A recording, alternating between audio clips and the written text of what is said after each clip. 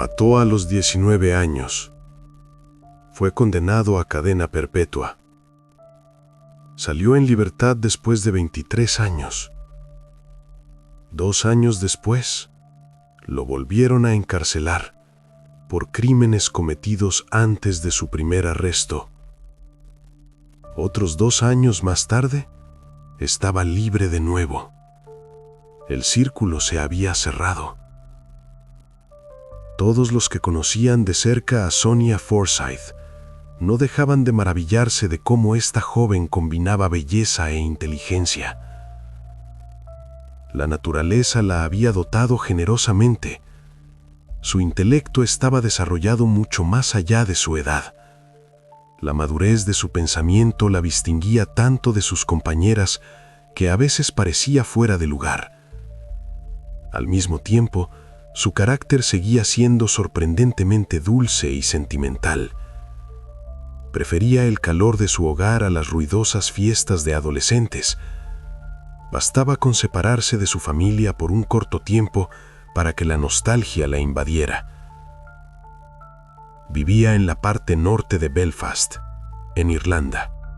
La madre de Sonia, Audrey, a principios de los 90, había rehecho su vida con una nueva pareja.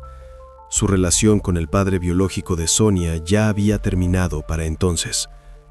Además de Sonia, en la familia había otra hija menor de una unión anterior de Audrey.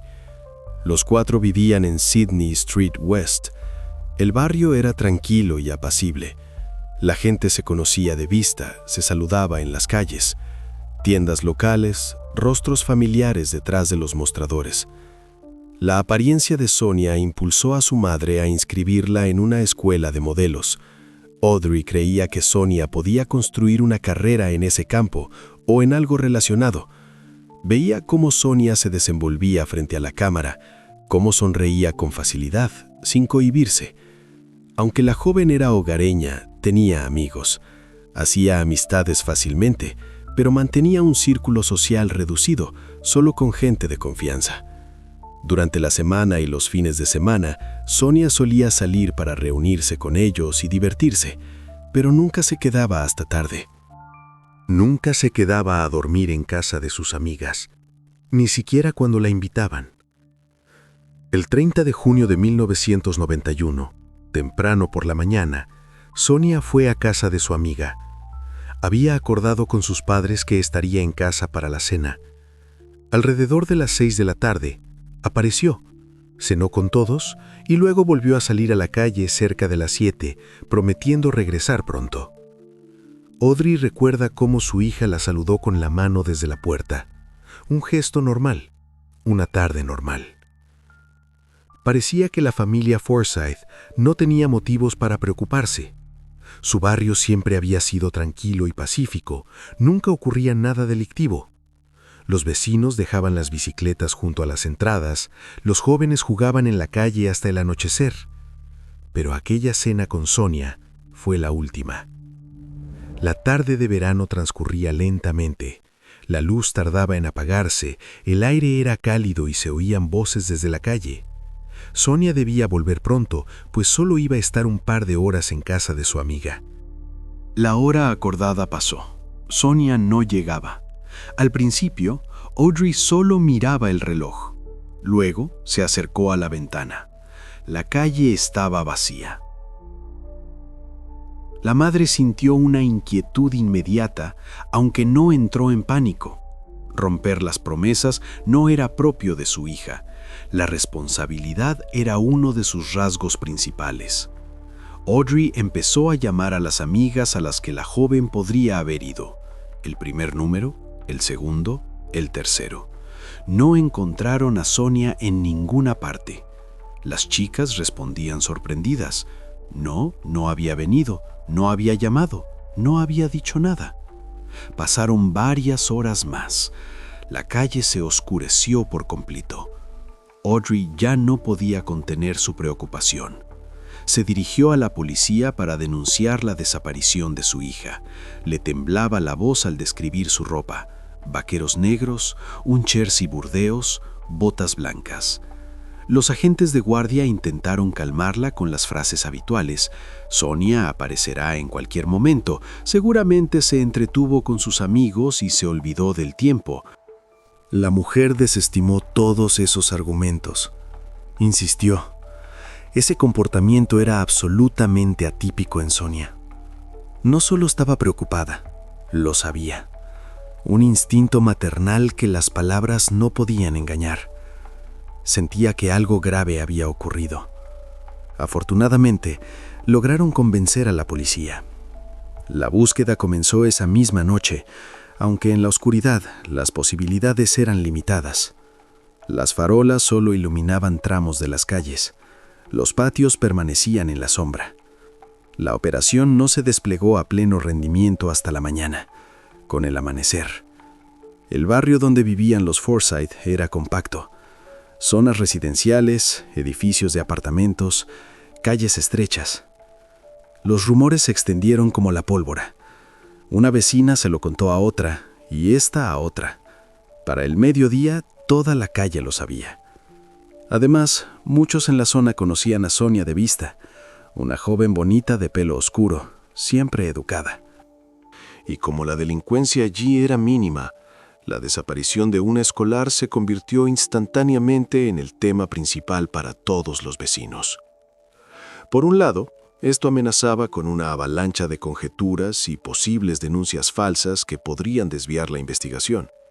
Alguien podría recordar algo que no sucedió, otro podría confundir a otra persona con Sonia. Por otro lado, daba la posibilidad de que testigos con información realmente valiosa acudieran a la comisaría. Alguien vio algo, alguien oyó algo, alguien se fijó en un detalle. A pesar de los riesgos, la familia decidió recurrir a la prensa local. La desaparición de Sonia llegó a las portadas. Audrey proporcionó una foto de su hija. En la foto, Sonia sonreía, mirando directamente a la cámara, y describió detalladamente la ropa que llevaba cuando salió de casa la tarde del 30 de junio de 1991. Pelo oscuro hasta los hombros, ojos marrones, vaqueros negros, un jersey burdeos, botas blancas. Su apariencia era memorable, lo que parecía que debería ayudar. Sin embargo, apenas llegó información útil. La comunidad local se enteró de lo sucedido casi al instante, pero hubo muy pocas respuestas. La gente leía los periódicos, lo comentaba en sus cocinas, pero no acudía a la policía. Los residentes estaban asustados. Si algo así podía ocurrir aquí, en un barrio tranquilo, significaba que nadie estaba a salvo. La pasividad fue tan marcada que para el 18 de julio, los investigadores expresaron abiertamente su preocupación por la seguridad de la desaparecida. Estas palabras se pronunciaron oficialmente en una rueda de prensa. Los detectives estaban frente a las cámaras, eligiendo sus palabras con cuidado, pero el mensaje era claro. El tiempo pasaba, las posibilidades se desvanecían, pero ni siquiera esto hizo avanzar el caso. Se comprobaron todas las pistas. Algunos llamaron, otros vinieron en persona, pero no se encontró nada sustancial. Los allegados descartaron categóricamente la versión de una fuga. Sonia no tenía ningún conflicto familiar. Audrey se lo repetía a los detectives una y otra vez, repasando en su memoria los últimos días, las últimas conversaciones. Tenía una relación cálida con su madre, su hermana y su padrastro. Sonia lo discutía, no daba portazos, no se iba apretando los puños. Su carácter no era conflictivo y no mostraba tendencias a fugarse. Antes de aquel fatídico día, el 30 de junio, nunca había ocurrido nada parecido. Esta circunstancia era extraña en una situación de desaparición, pero permitía albergar la esperanza de que Sonia estuviera bien. Quizás alguien la había engañado, quizás estaba en algún lugar, confundida, sin saber cómo volver. Quizás. La policía se convenció de ello definitivamente cuando Audrey les contó que, poco antes de los hechos, le había comprado a su hija un armario entero de ropa nueva. Vestidos, faldas, blusas. Sonia ni siquiera se los había probado bien. Sin embargo, nunca llegó a usarlos. La ropa colgaba en el armario intacta, con las etiquetas puestas. Era evidente que no planeaba una fuga. La madre, que esperaba con impaciencia y ansiedad cualquier noticia, compartía con los investigadores todo lo que sabía. A veces repetía lo mismo, intentando recordar algún detalle que pudiera haber pasado por alto.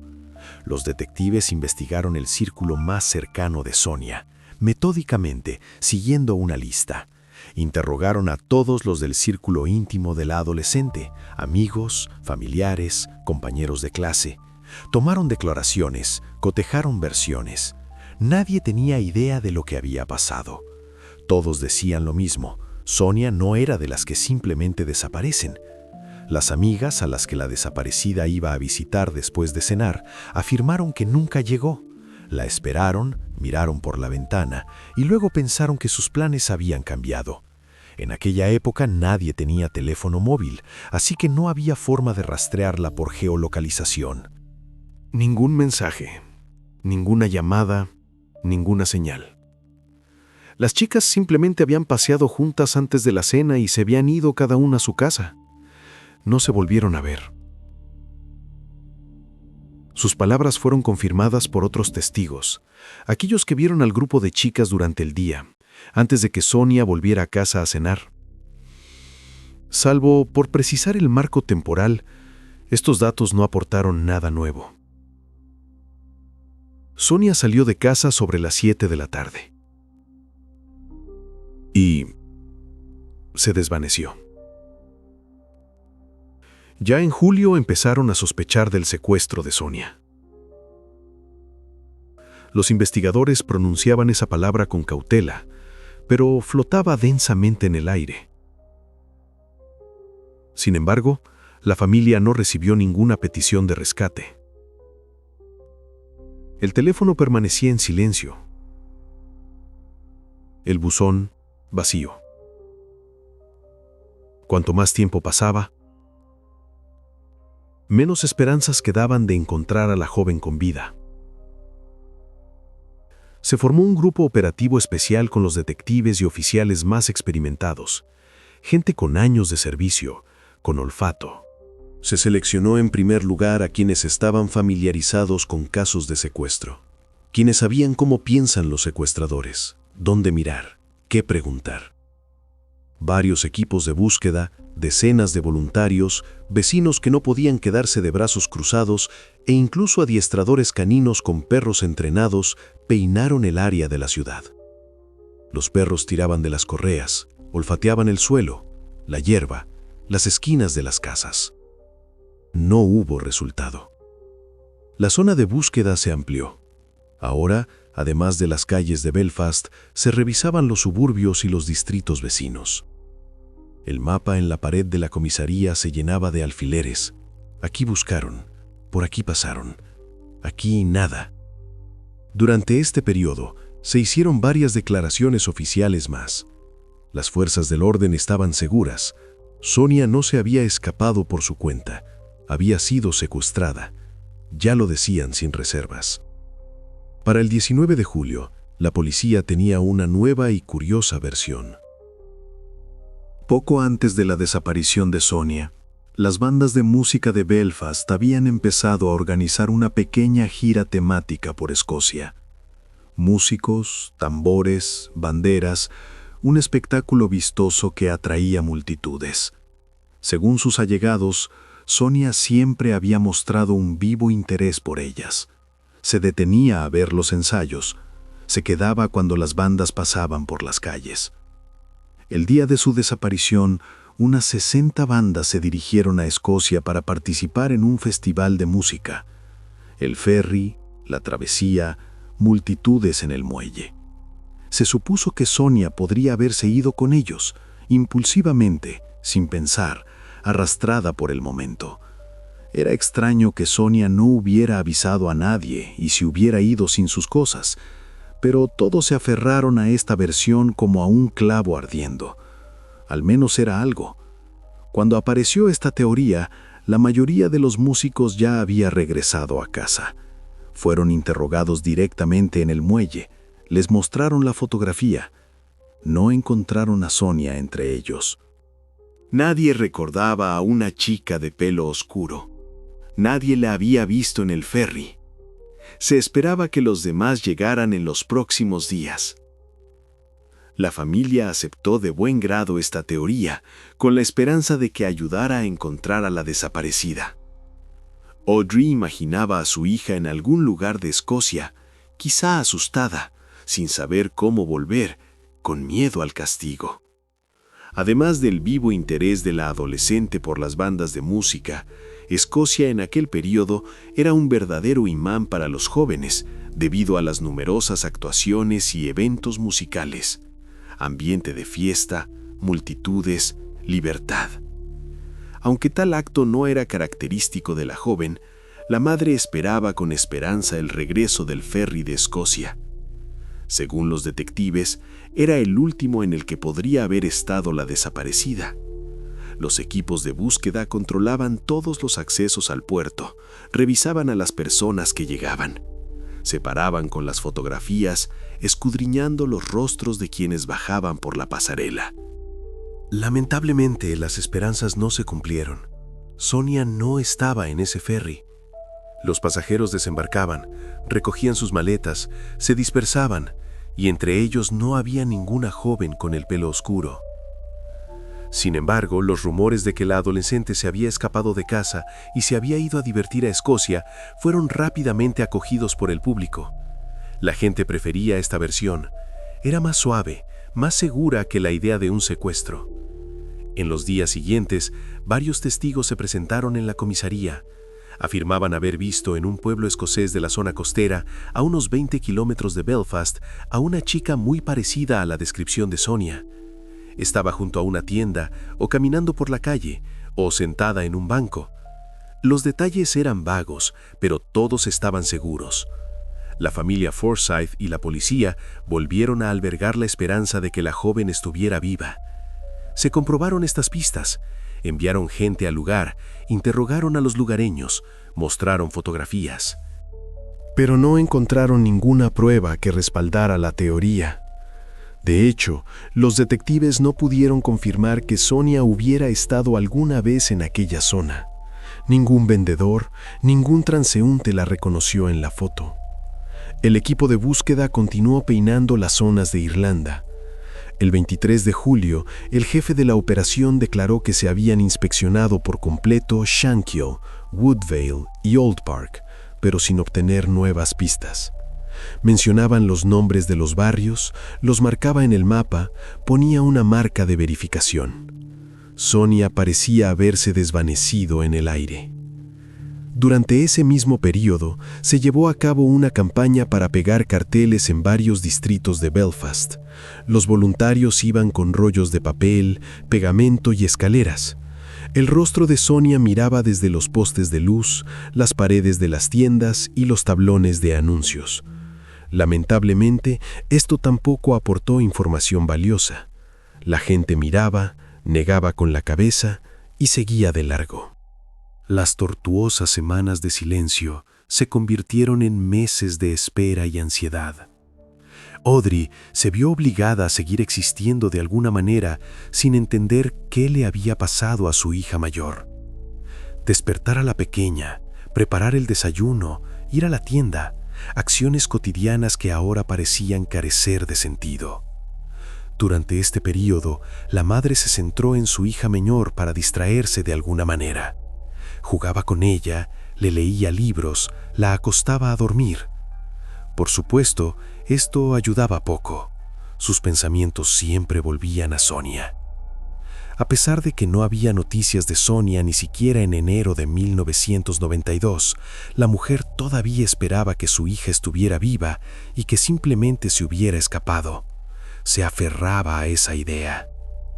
En otra aparición televisiva, cámaras, luces brillantes, micrófonos, Audrey confesó que casi todas las noches tenía la misma pesadilla. El detective que dirigía la búsqueda llamaba a la puerta y luego le pedía que fuera a la morgue para identificar lo que habían encontrado. Lo dijo en voz baja, entrecortadamente, con pausas. Los posibles testigos permanecían en silencio. No había ni siquiera pistas falsas para la búsqueda. Solo silencio. El teléfono no sonaba. Nadie llamaba a la puerta, nadie se ponía en contacto. La madre esperaba recibir una postal o una carta en las fiestas de Año Nuevo, donde su hija le contara dónde estaba y qué le había pasado. Revisaba el buzón todos los días, a veces 2 veces. Lo abría, miraba dentro, vacío. Sin embargo, estas esperanzas tampoco se cumplieron. Finalmente, a finales de enero de 1992, apareció nueva información. Los padres de una chica, cuyo nombre no se reveló por razones de seguridad, acudieron a la comisaría. Llegó con su madre, hablaba en voz baja, mirando al suelo. Declaró que había sido víctima de toda una red de personas que se habían aprovechado de quienes estaban en situación vulnerable. La declaración de la joven desencadenó una de las mayores investigaciones sobre situaciones de riesgo para jóvenes jamás realizadas en la historia de Irlanda del Norte. La víctima relató que en la zona de Belfast había varias casas que se utilizaban constantemente para poner en situación de riesgo a quienes se encontraban en momentos difíciles. Le costaba dar las direcciones, se confundía con los números, pero al final se elaboró una lista. Nombró a varios hombres adultos implicados en toda una serie de delitos. Esto había estado ocurriendo durante el último año y medio. El periodo de tiempo coincidía con el de la desaparición de Sonia. Una de las casas de las que hablaba la víctima estaba a solo un par de cientos de metros del lugar donde la protagonista de la historia debía encontrarse con sus amigas, literalmente a la vuelta de la esquina, en la manzana de al lado. Según varios testigos, la vieron allí esa noche, o a alguien muy parecido. Cuando los detectives llegaron y registraron el lugar, encontraron numerosas fotografías comprometedoras. Las imágenes estaban en cajones, carpetas, algunas esparcidas descuidadamente sobre una mesa, así como otras pruebas que confirmaban las palabras de la víctima. Un hombre fue arrestado bajo la acusación de poner en grave situación de riesgo a 2 escolares. Se lo llevaron esposado mientras los vecinos se asomaban por las ventanas, intercambiando miradas. La sospecha de que había sistematizado el abuso no se confirmó. Los demás implicados en el caso fueron investigados, interrogatorios, coartadas, testigos y puestos en libertad. Se investigó a fondo la posible implicación del detenido en la desaparición de Sonia Forsyth. Le preguntaron directamente, le mostraron la fotografía, exigieron respuestas. Los crímenes de este hombre tuvieron incluso más repercusión que la desaparición de Sonia. Los periódicos estaban llenos de titulares, la televisión emitía reportajes. Se creía que Sonia también podría haber sido víctima de estos criminales. La versión parecía lógica. Una de las vecinas del hombre condenado declaró que vio a la desaparecida cuando pasaba cerca de su casa aquel fatídico día. Lo recordaba porque se había fijado en Sonia. Bonita, caminaba sola, ya estaba oscureciendo. Sin embargo, el periodo de tiempo que mencionó no coincidía con el de la desaparición de la joven.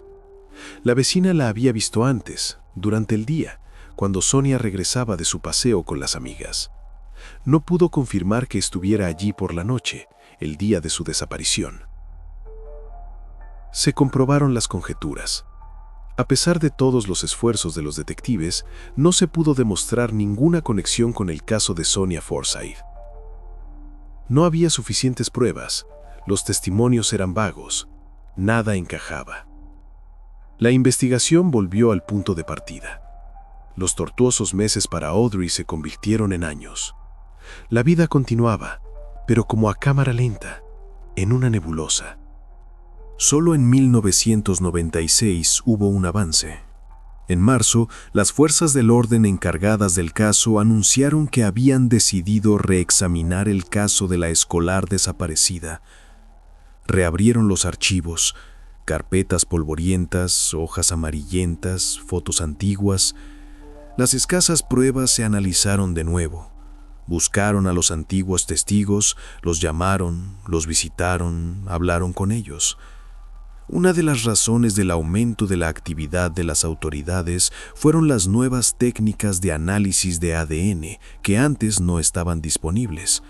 La tecnología había avanzado, habían surgido nuevas posibilidades. Se creía que en las búsquedas iniciales se podría haber pasado por alto algo importante y ahora se podía verificar. Manchas de sangre, cabellos, rastros, todo podía ser examinado de nuevo. El 19 de marzo de 1996, alrededor de la 1 de la madrugada, el servicio de emergencias de Belfast recibió una llamada. La voz al otro lado del teléfono temblaba. Una testigo asustada informó de un incendio que se había iniciado en uno de los apartamentos de un complejo en una calle situada a un par de cientos de metros de la casa de los Forsyth. El incendio alarmó a todos los vecinos. La gente salió corriendo a la calle en batas, zapatillas, algunos sacando a sus hijos. Observaban con horror lo que sucedía. Las ventanas brillaban con un color naranja. El humo salía denso y negro. En cuestión de minutos, los bomberos llegaron al lugar. Sirenas, gritos de órdenes, el ruido del agua. Lograron localizar el fuego antes de que se extendiera a los edificios vecinos.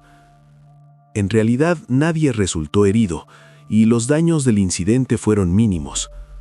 Curiosamente, los bomberos, tras inspeccionar el apartamento, llegaron a la conclusión de que no se trataba de un incendio accidental, sino probablemente provocado.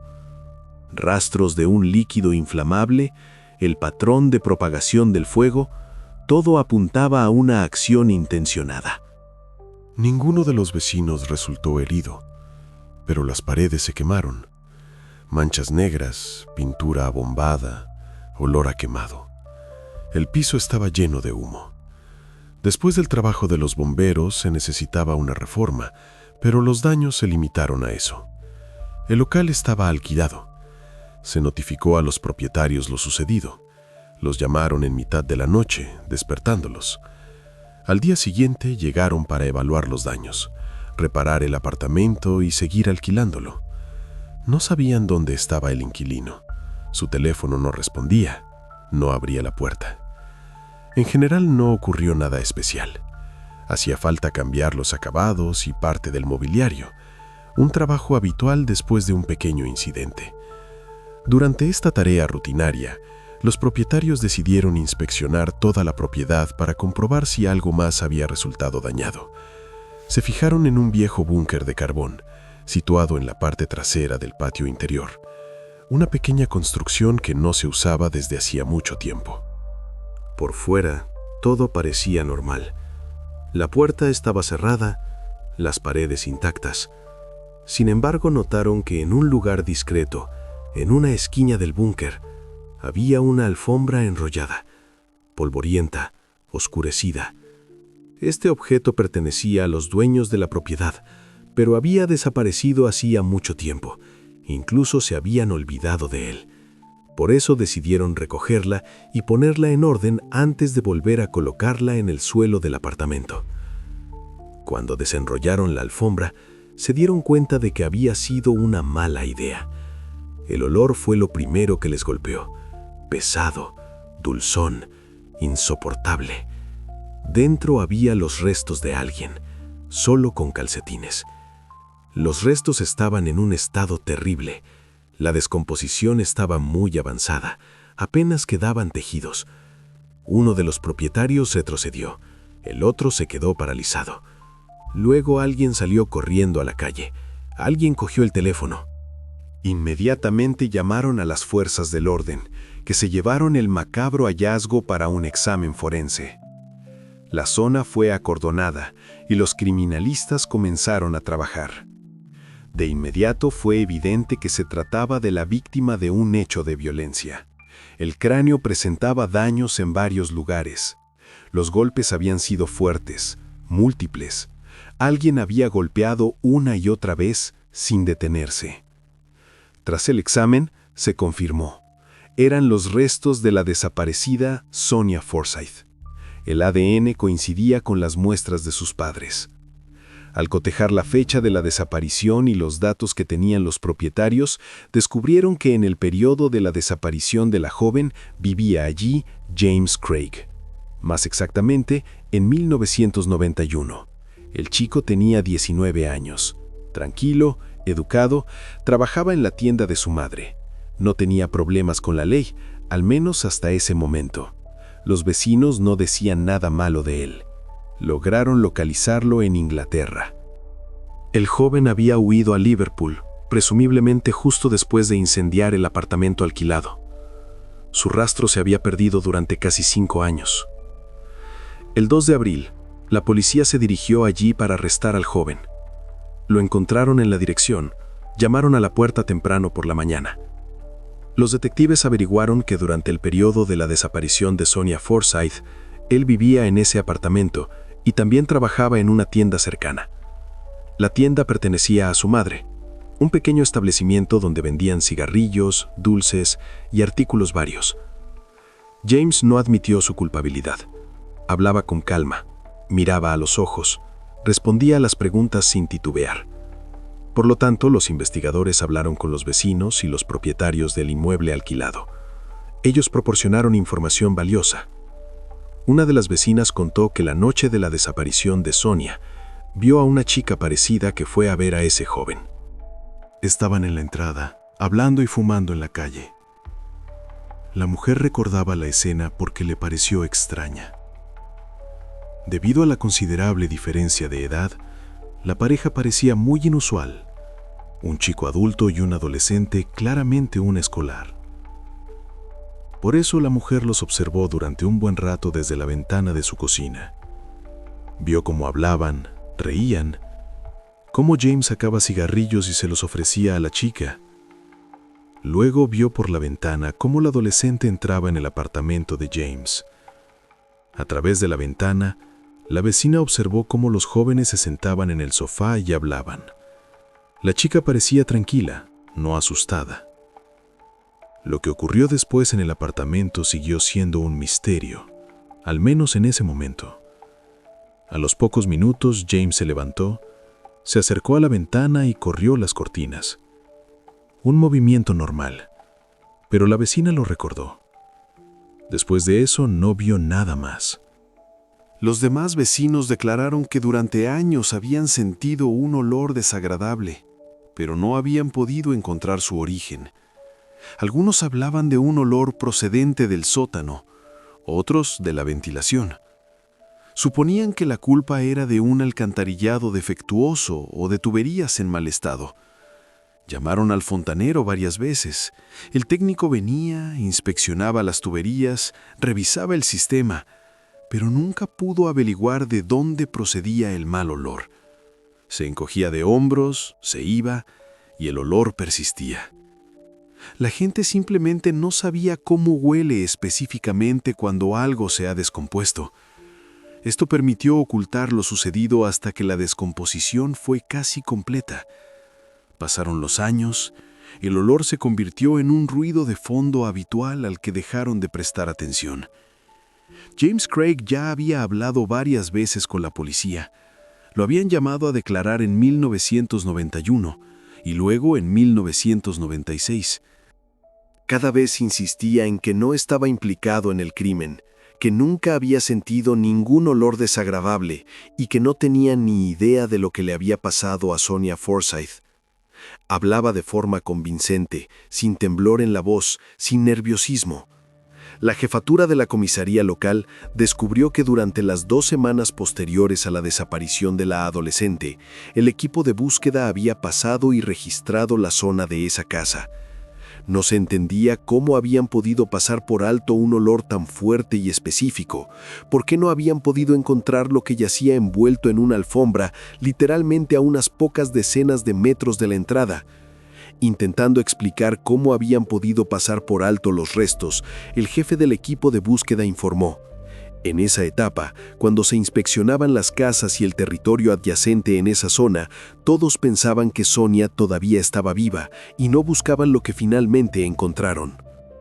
Buscaban a una joven viva, en sótanos, desvanes, detrás de las esquinas de las casas. Simplemente no prestaron atención al olor, creyendo la palabra del chico. Él dijo que no olía a nada, y le creyeron.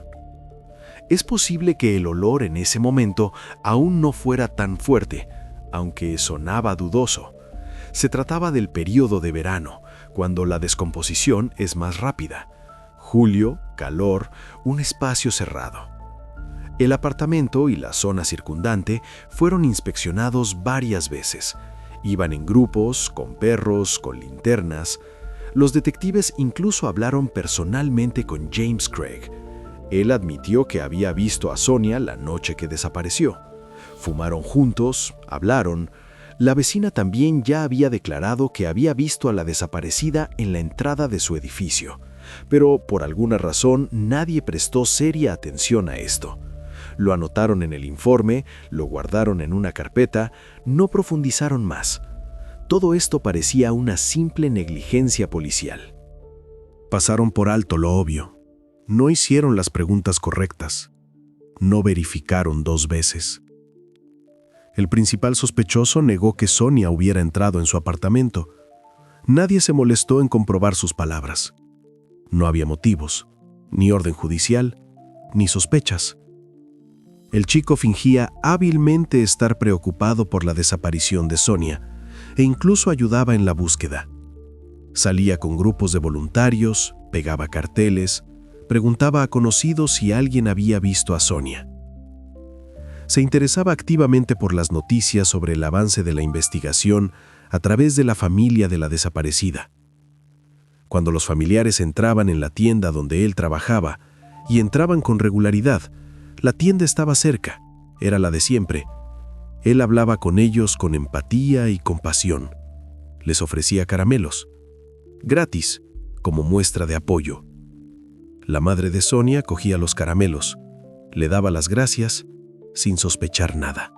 Cuando en 1996 se reabrió la investigación y los restos aún no habían sido encontrados, los agentes de la ley volvieron a hablar con el joven, como uno de los testigos. Esta vez, los detectives fueron más insistentes, hicieron preguntas más duras, no lo dejaron ir tan fácilmente. Ya nadie dudaba de que Sonia no estaba con vida, había pasado demasiado tiempo. Sin embargo, logró de nuevo desviar las sospechas. Respondió con calma, sin titubear, sin contradecirse. Aún así, tuvo un efecto. El chico entró en pánico después de que se fueran. Se dio cuenta de que el círculo se estaba cerrando, que podrían volver con una orden judicial. Así que provocó el incendio, tras lo cual huyó a Liverpool con la esperanza de poder borrar sus huellas. Pensó que el fuego destruiría las pruebas, que quemaría el apartamento hasta los cimientos. Cometió un error con el incendio que atrajo aún más atención sobre él, y esto permitió descubrir lo que había sucedido. Si simplemente se hubiera ido en silencio, es posible que el caso hubiera quedado sin resolver. Pero el incendio despertó interés, llevó a los propietarios al lugar y les hizo inspeccionar la zona. A finales de marzo de 1996, se descubrió sangre en 2 armarios situados en el apartamento. Las manchas eran viejas, incrustadas, pero los métodos modernos permitieron analizarlas. Más tarde, el análisis demostró que pertenecía a la fallecida. Esto significaba que Sonia había estado allí durante algún tiempo, viva o ya no, no se sabe. Quizá la tuvieron en el armario, escondida, esperando la oscuridad. La alfombra de la que hablaban los propietarios desapareció misteriosamente justo después de la desaparición de Sonia. Los dueños recordaban, estaba en el suelo del apartamento y luego desapareció. James dijo que la había tirado porque estaba gastada. Además, se encontró un atizador de metal con rastros sospechosos. Estaba en un rincón, detrás de un viejo sillón, cubierto de polvo. Tras el análisis, se confirmó. Esa sangre pertenecía a la protagonista de la historia, el arma del crimen. ¿Por qué la policía no inspeccionó el área alrededor del apartamento más a fondo, limitándose solo a registrar la propiedad por dentro? Sigue siendo un misterio. Una inspección formal, una marca en el acta, ninguna minuciosidad.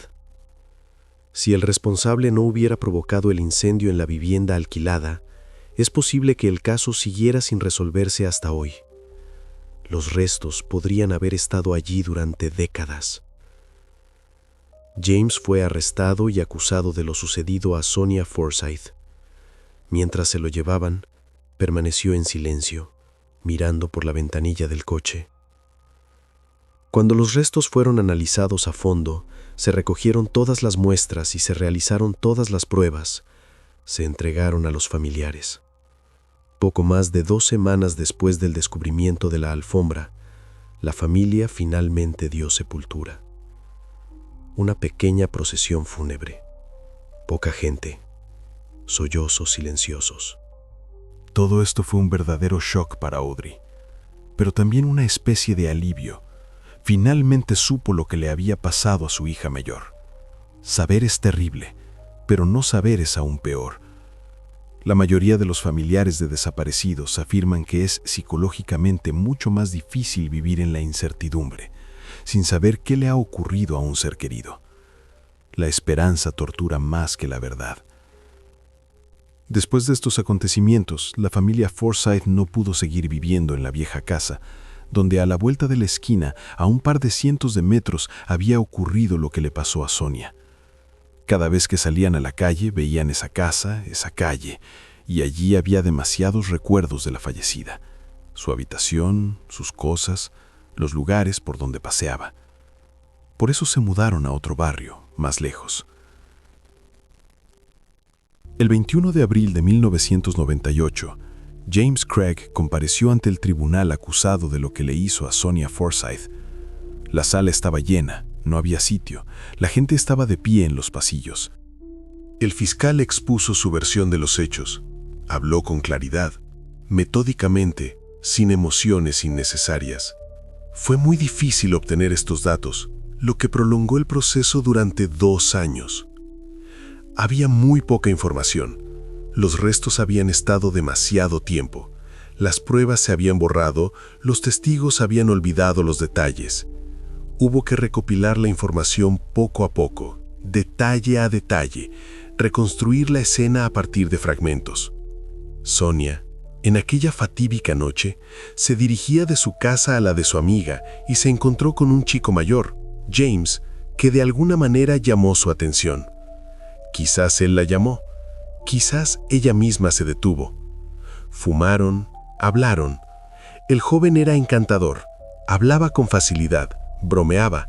La atrajo a su casa con algún pretexto. Para escuchar música, para acoger algo, no importaba. Allí la atacó. Presumiblemente el chico puso a Sonia en una situación muy difícil, lo que fue el motivo del crimen. Desgraciadamente, el estado de los restos era tan lamentable que no se pudo confirmar esta teoría con certeza. Los tejidos no se habían conservado. Los análisis eran imposibles. Luego, la joven fue golpeada con un atizador, metálico, pesado, con una punta afilada. Se le encontraron fracturas en el cráneo, la cara y la mandíbula. Múltiples golpes, uno tras otro. Después, primero escondió los restos en un armario. Lo metió allí, cerró la puerta y esperó a que anocheciera. Solo después, cuando oscureció y la calle quedó desierta, los envolvió en la alfombra, la misma que estaba en el suelo de la habitación, y los sacó al patio interior. Los escondió en el búnker de carbón, situado en la parte trasera. Cerró la puerta y volvió a entrar. Se comportó como si nada. Dada la antigüedad de los hechos, apenas había pruebas directas contra el chico. Sin embargo, gracias a los testimonios de los testigos, la vecina que vio a Sonia en la entrada, otras personas que confirmaron el extraño comportamiento de James en aquellos días, la fiscalía no tenía dudas de que James Craig había cometido este terrible acto. Además de los numerosos hechos indirectos descubiertos por el equipo de búsqueda. Curiosamente, la negligencia de la policía apenas se publicitó y quedó impune. Nadie asumió la responsabilidad por haber pasado por alto los restos, por no haber prestado atención al olor, por haber creído la palabra del sospechoso. El tema se silenció, se mencionó de pasada y se pasó rápidamente a otra cosa. Por parte de la acusación, declaró en el juicio el médico forense que realizó el examen de los restos, la alfombra y el atizador encontrados en el apartamento. Habló de forma seca, con lenguaje científico, mostrando fotografías y esquemas. Estuvo de acuerdo en que las marcas en el cráneo de la víctima eran idénticas en forma a esa herramienta. Coincidían en anchura, profundidad y dirección del golpe. A pesar de las pruebas convincentes, Craig insistió en que no era responsable de lo que le pasó a Sonia. Se sentó tranquilamente, mirando al frente, a veces negando con la cabeza. Sin embargo, el chico admitió que la noche de la desaparición de Sonia se encontraron por casualidad en la calle y ella le pidió un cigarrillo. Se pusieron a hablar, como suele ocurrir. James no se negó, sacó un paquete y se lo ofreció. Vivían en el mismo barrio, se veían de vez en cuando por las calles, en las tiendas, pero no tenían una relación cercana, por lo que ni siquiera sabía su nombre. Simplemente una chica de la casa de al lado. El acusado admitió que después de eso, Sonia lo acompañó a un bar local, situado al otro lado de la calle, un pequeño establecimiento donde todos se conocían. Allí compró cigarrillos para su madre y un par de cervezas para él. Una compra normal, nada especial. Estuvo de acuerdo con las palabras de la vecina que supuestamente los vio delante del apartamento. Sí, estaban de pie, fumando, hablando. Durante ese tiempo fumaron un poco más y se terminaron la cerveza. El chico declaró que Sonia lo acompañó de vuelta del bar. Caminaron juntos, pero negó que Sonia entrara en su apartamento. Insistió en que ella se quedó en la calle. El acusado afirmó que se despidió de ella un par de minutos después, en la entrada, y que más tarde, cuando salió al balcón a fumar, vio a Sonia en compañía de otras dos chicas que estaban sentadas en el alféizar de una casa abandonada cercana. Charlaban, reían, como suelen hacer los adolescentes. James no pudo explicar la aparición de la sangre de la víctima en el apartamento de alquiler donde vivía. Se quedó en silencio, encogiéndose de hombros, mirando a su abogado. No ofreció ninguna versión. Según la acusación, el acusado mentía, ya que el médico forense pudo vincular las manchas de sangre encontradas dentro del apartamento con las muestras de ADN de los padres de Sonia. Los métodos modernos no dejaban lugar a dudas. Los rastros encontrados en el armario y en la alfombra en la que estaban envueltos los restos resultaron ser idénticos, y también coincidieron con los perfiles de ADN obtenidos de los padres biológicos de la víctima. La probabilidad de error era ínfima. El juicio se prolongó durante 2 semanas. Testigos, peritos, abogados, fiscales, todos intervinieron, presentaron pruebas, rebatieron, objetaron. Afortunadamente, el jurado necesitó mucho menos tiempo. Se retiraron a deliberar y volvieron media hora después. Solo necesitaron media hora para declarar a James Craig culpable de lo que le hizo a Sonia Forsyth. El veredicto fue unánime. En la etapa final de las audiencias, la sala del tribunal estaba abarrotada. Todos querían ver el final, escuchar la sentencia, obtener una justa retribución. Alguien entre los presentes, cuando el juez leía la sentencia, no pudo contenerse y le gritó a James: «¡Arde en el infierno!». La seguridad se sobresaltó, pero la persona ya había sido calmada. La gente estaba conmocionada por su crueldad e indiferencia ante lo sucedido.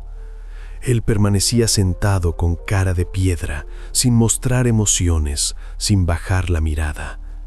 Un hombre que tenía hijas de una edad similar a la de Sonia quiso abalanzarse sobre el criminal. Se levantó de un salto, dio un paso adelante. Solo sus amigos que lo acompañaban en la sala lo detuvieron. Lo agarraron de los brazos, lo hicieron retroceder, le suplicaron que se sentara. James fue condenado a cadena perpetua, lo que resultó ser un castigo adecuado. El juez leyó la sentencia con claridad, sin vacilar. La sala exhaló un suspiro de alivio.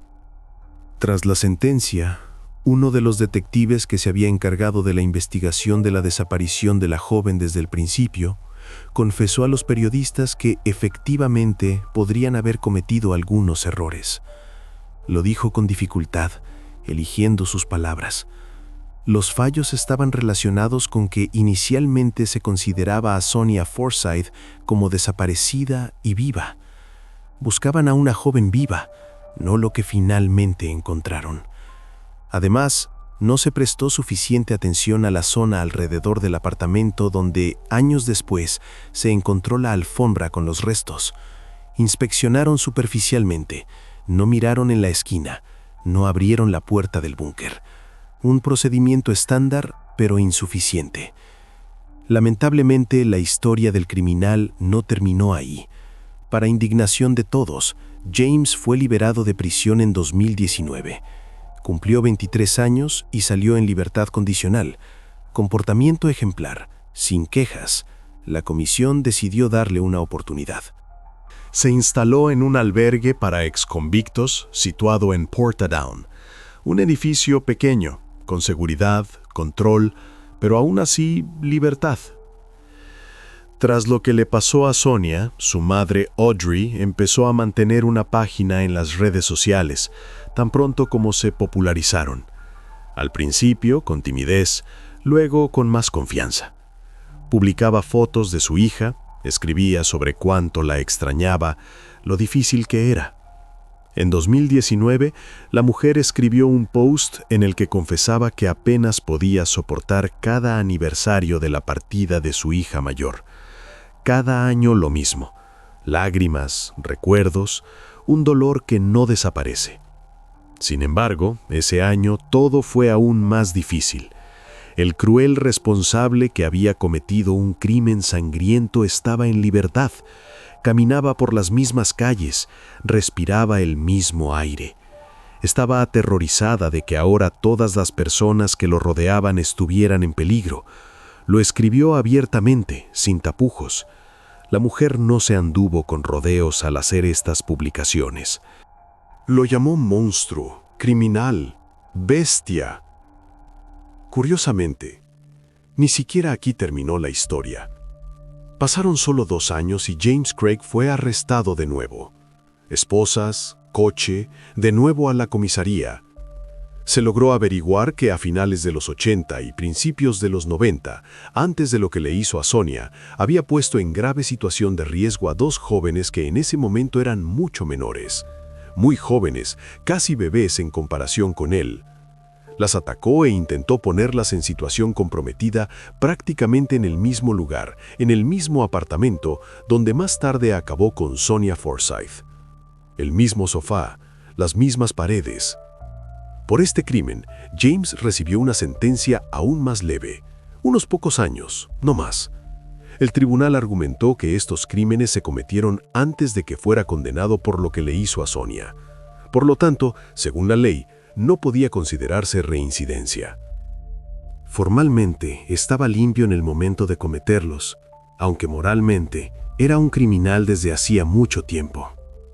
Se encontraron otras jóvenes víctimas de este individuo, a las que acosó e incluso puso en grave situación de riesgo en el apartamento donde le quitó la vida a Sonia. Chicas que ahora ya eran adultas y se habían armado de valor para hablar. Pero James lo negó todo. Negaba con la cabeza, decía que no recordaba, que no era verdad. Por esos episodios no se le pudo procesar por falta de pruebas. Había pasado demasiado tiempo, no había pruebas, solo palabras contra palabras. En solo 2 años, el responsable volvió a estar en libertad. Salió en silencio, sin hacer mucho ruido. De nuevo el albergue, de nuevo el control, de nuevo la vida en libertad. La familia Forsyth recibió la noticia el día del 32º aniversario de lo que le pasó a su hija. Una coincidencia cruel, como una burla. Su hermana Nikki ya era una mujer adulta en ese momento, con su propia familia, sus propios hijos. Concedió una entrevista en la que declaró que le resultaba desagradable pensar que ese hombre deambulaba libremente por las calles de Belfast, que podía entrar en una tienda, subir a un autobús, pasar por delante de una escuela.